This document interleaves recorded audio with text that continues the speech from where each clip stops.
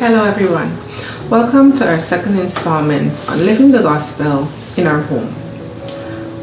We would have looked at 5 points before, and today I would like to share another 5 points with us as we focus on how we can live the gospel in our home. Firstly, we need to remember that we should not judge in words or thoughts.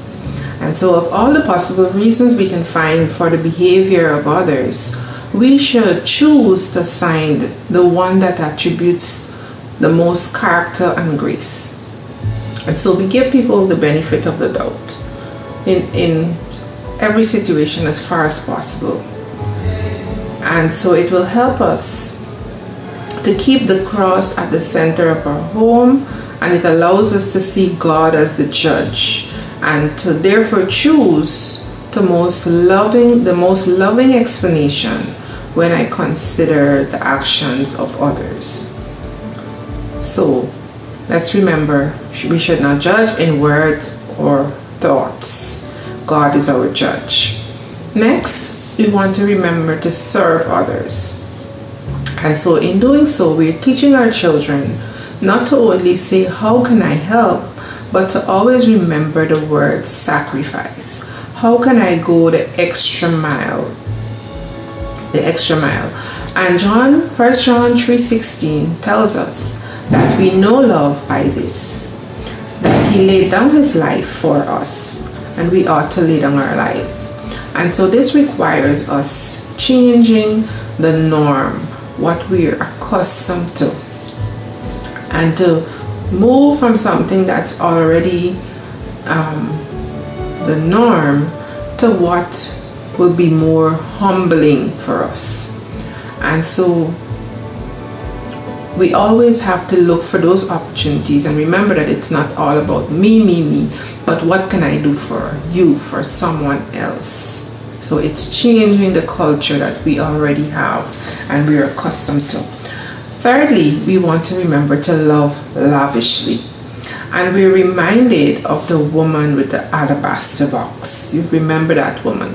She was sinful, and with tears, and despite what persons around were saying, she poured her bottle of perfume, which was worth a year's wages, over Jesus' feet. And Jesus' response was, her sins, which are many, have been forgiven, for she loved much. But he who is forgiven little loves little. Luke 7:47. And so when we remember how much we've been forgiven, it should cause us to love God and others even more gratefully and extravagantly. So let's love lavishly. Next, we want to remember that we should also speak up. We should speak up. And so when situations come our way, we need to remember 1 John 1:4, which talks about sharing what we've experienced of Jesus.